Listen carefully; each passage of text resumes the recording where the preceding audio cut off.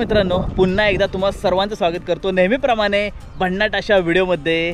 तर आज आपण पुण्यापासून एक जवळच अंतरावर असणार एक सुंदर ठिकाण पाहणार आहोत। पुण्यापासून फक्त 1 तासाच्या अंतरावर असणारं हे वागेश्वर मंदिर, आणि ते खूप खास आहे कारण यासाठी की जवळजवळ वर्षातून फक्त 4 महिने ते पाण्याच्या वर असतं, म्हणजे पाणी नसतं तिथं, आणि 8 महिने ते पाण्याच्या आतमध्ये असतं।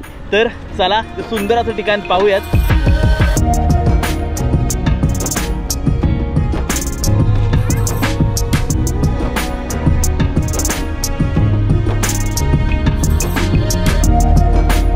जर तुम्ही चॅनलवर पहिल्यांदा आला असाल तर लगेच जा, तुम्हाला लाल बटन दिसेल सबस्क्राईबचं, खाली लगेच जाऊन सबस्क्राईब करा आणि बेल आयकॉन सुद्धा दाबा, म्हणजे तुम्हाला आपले जे येणारे जबरदस्त व्हिडिओ आहेत सगळ्यात पहिल्यांदा पाहायला मिळणार आहेत।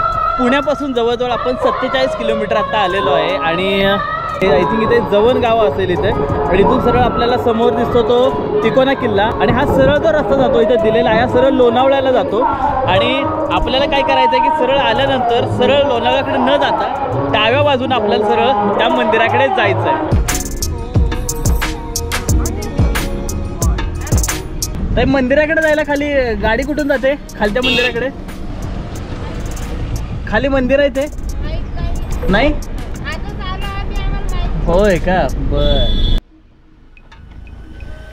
जवळजवळ 50 किलोमीटर आपण आलेलो आहोत आणि आपण येऊन पोहोचलोय फायनली वागेश्वर या गावामध्ये। आणि वागेश्वर गाव हे या त्या मंदिराच्या नावावरूनच पडलेलं नाव आहे, आणि इथूनच सरळ आपल्याला आत जायचं आहे, आणि सरळ आत गेल्यानंतर कच्चा रोड लागणार आहे। मंदिराकडे हा जातो ना खाली पाण्यात सरळ जातो।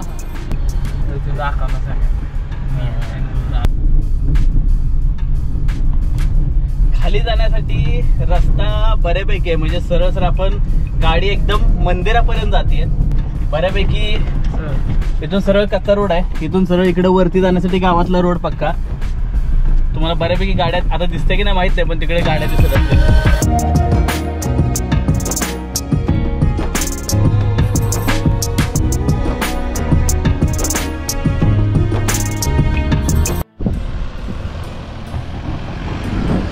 मित्रांनो, फायनली आपण येऊन पोचलोय या मंदिराच्या जवळ, आणि आपल्या मागे दिसतंय सुंदर असं वागेश्वराचं मंदिर। आज तो योग आलाय, आपल्याला ते पाहायला मिळणार आहे।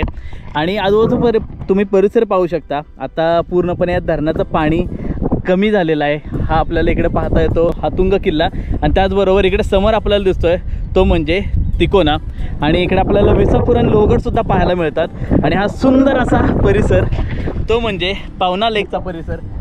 पलीकडच्या बाजूला बरेचसे असे कॅम्पिंग सुद्धा इकडे म्हणजे येतात, म्हणजे पवना लेक कॅम्पिंग खूप लोक इकडे येतात, पुण्या मुंबईचे लोक। तर पावसाळ्यामध्ये तुम्ही इथं येऊ शकत नाही, पण उन्हाळ्यामध्ये तुम्हाला हे पूर्णपणे असं ओपन झालेलं दिसतं, आणि तुम्हाला इकडे गाड्या लावण्यासाठी सुद्धा जागा आहेत। सुरुवातीलाच इकडं बऱ्यापैकी मंदिराचे अवशेष पाहायला मिळतात।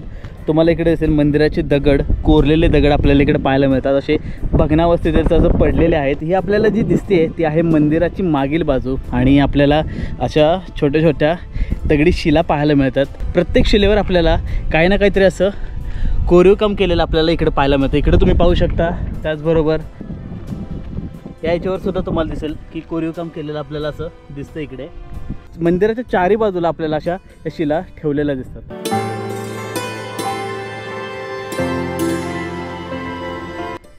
जसजसं आपण मंदिराच्या समोर येतो तर आपल्याला इकडे अर्धभग्नावस्थेतील आपल्याला मंदिर इकडे पाहायला मिळतं आहे।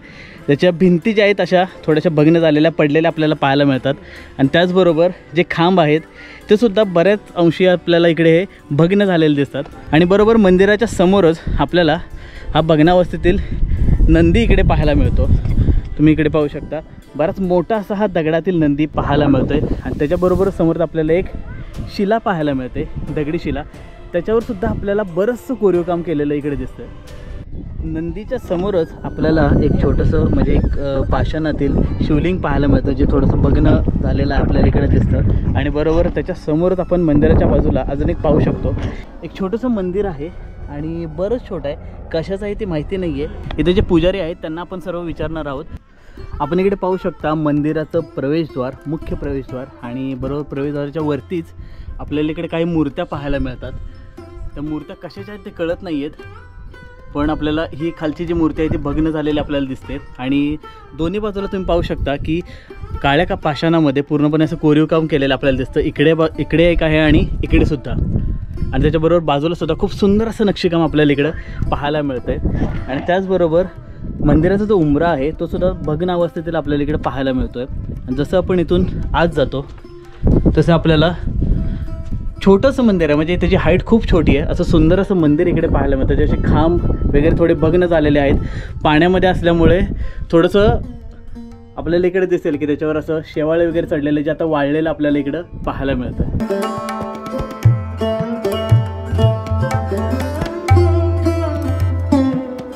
दरवाजातून आत येतानाच आपल्याला इकडे एक आकृती पाहायला मिळते. दोन पुरुष आहेत, तुम्हाला इकडे दिसतील. इकडे ही एक आहे पुरुषाची मूर्ती आणि इकडे एक अशी असं कोरलेल्या दगडामध्येच बळी जे आहे ते म्हणतात नाही ना. हे मंदिर तयार झालं ना त्यावेळेला दक्ष पुरुष मनुष्याने त्याची ही आकृती हे सगळं सामावून नेणारा दक्ष. मध्ये आपल्याला असा छोटासा सभामंडप पाहायला मिळतो आणि या सभामंडपासाठी जवळजवळ असे बरोबर मध्येच 10 खांब आपल्याला इकडे पाहायला मिळतात. आणि खांबांवरची जी नक्षी आहे ती पाण्यामुळे आता ती थोडीशी कमी झालेली आहे, म्हणजे पूर्णपणे जीर्ण झाले, दगडाची झीज झालेली आपल्याला इकडे पाहायला मिळते. सभामंडपाच्या बरोबर मध्यावर आपण इकडे पाहू शकता एक सुंदर अशी छोटीशी कासवाची मूर्ती सुद्धा इकडे दिसते.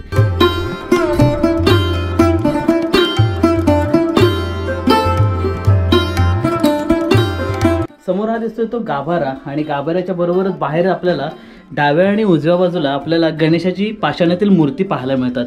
इकडे एक आणि ही सुद्धा खूप सुंदर अशा मूर्त्या आपल्याला इकडे पाहायला मिळतात. आणि आपण आता गाभाऱ्यामध्ये जाऊयात. आणि जसं आपण आता गाभाऱ्यामध्ये जातो इथं आत आल्यानंतर आपल्याला खूप मोठं असं आपल्याला शिवलिंग पाहायला मिळतं, खूप मोठं आणि खूप सुंदर असं. आणि आजूबाजूला तुम्ही पाहू शकता हे गाभारा बराच मोठा असा गाभारा आहे. त्याचबरोबर आपल्याला वरती सहस्त्रकमळ आपल्याला इकडे पाहायला मिळतं. तुम्हाला इकडे जे खांब आहेत त्या खांबावर सुद्धा आपल्याला सुंदर असं नक्षीकाम केलेलं चहूबाजूनं आपल्याला इकडं पाहायला मिळतंय. त्याच्याबरोबर मागच्याच बाजूला आपल्याला पाषाणातील पार्वतीची मूर्ती पाहायला इकडे मिळते. आणि ते जे आहे ना ते पूजनासाठी दिवाबत्तीचं सामान ठेवण्यासाठी ही जागा, जसं आता त्यांनी सांगितलं त्याप्रमाणे जे पुजारी मामा जेवढे पूजारी त्यांच्यासाठी दिवाबत्तीचं सामान आहे ते ठेवण्याची ही जागा आपल्याला इकडेही पाहायला मिळते. हे स्वयंभ आहे, ह्याच्या आतमध्ये एक पिंड आहे. याच्या आतमध्ये सुद्धा पिंड आहे का? स्वयंभ पिंड आत आहे, म्हणजे हे वरती एक पिंड आहे आणि याच्या आतमध्ये बरोबर अजून एक पिंड आपल्याला इकडे पाहायला मिळते. हे शिवलिंग आहे आतमधलं, हे लिंग आहे आणि त्याच्या आतमध्ये एक पिंड आहे. म्हणजे या पिंडीच्या आतमध्ये आपल्याला अजून एक पिंड पाहायला मिळते.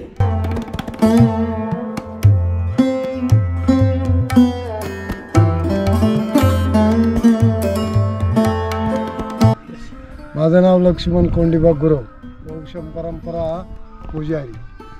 या मंदिराची माहिती अशी आहे की कुणी घडवलं नाही, कुणी बसवलं नाही, स्वयंभ आहे. स्वयंभ असल्या कारणानं इथं गुप्त हे असताना शिवलिंग हे आता मीडियामुळं हे बाहेर पडलं. आणि 1966ला पाया या धरणाचा लागला आणि 1972ला पाणी या मंदिराचा डॅममध्ये तुंबवलं गेलं तर हे मंदिर पाण्याखाली गेलं. याची अशी आख्यान आहे. या मंदिराचा पुजारी वंशम परंपरा असल्या कारणानं याची देखभाल मोठा पंचधातूचा घंटा आहे 200 किलोचा. आणि याच्या मागं 38 गुंठ्यामध्ये एक तळ आहे, शिवतळ आहे. या शिवतळ्यामध्ये सकाळी दिवस उगवला की कमळे निळ्या रंगाची निघायची आणि दिवस मावळला की ती मावळायची, असा त्यांचा नित्यक्रम राहायचा त्या कमळांचा. हे जे इरगुळं दिसतात ना हे कर्तबगार लोकांचे पूर्वीच्या, ज्यांनी हे थडी आपण त्याला म्हणतो थडी, त्याला इरगुळं आता म्हणतात. आणि या मंदिराचा शोध जे लावला एका गावाऱ्याने, गुराख्याने, तो गुरु चारायला जायचा आणि इथं एक डूर राहायचा ह्या पाण्याचा नदीचा. इथं पाणी प्यायला 1 वाजता यायचे. असा नित्यक्रम करताना ती गाय इथं यायची, दूध आपोआप सोडायची. की दूध का देत नाही म्हणून असं पूर्वीचे लोक सांगायचे. आणि त्या लोकांनी मग त्या लोकांना या गवाऱ्यांनी सांगितलं. गवाऱ्यांनी सांगितलं की बा इथं शिवलिंग, इथं वा ही गाय इथं दूध सुटती. मग लोकांनी आमच्या पंचकृषी त्या लोकांनी ते खोदलं तर इथं शिवलिंग निघालं. ते त्या शिवलिंग निघाल्यानंतर त्या दिवसापासून पंचकृषीच्या लोकांनी ते आणि सगळ्यांची इथं स्थापना त्या काळामध्ये झाली. म्हणजे किती 5-50 पिढ्या असेल किंवा 100 पिढ्या झाल्या असेल असं काय सांगता येणार ना. हे लोकूंमध्ये मंदिर आहे. हे लोक म्हणजे कसं की सिमेंट नाही, वाळू नाही. इथं राजा आपले रायगडवरून आले त्यावेळेला इथं दर्शन घेऊन गेले. ह्या मंदिराचा शोध जी लावला त्या मंदिराचं ते मंदिर दिसतं का ते बारीकसं, ते गवाऱ्याचं मंदिर बांधलेलं आहे त्या काळामध्ये. आणि याचा जीर्णोद्धार 1998ला वर केलेला आहे गावामध्ये. वाघेश्वर मंदिर वर बांधणार आहे वाघोबा म्हणून.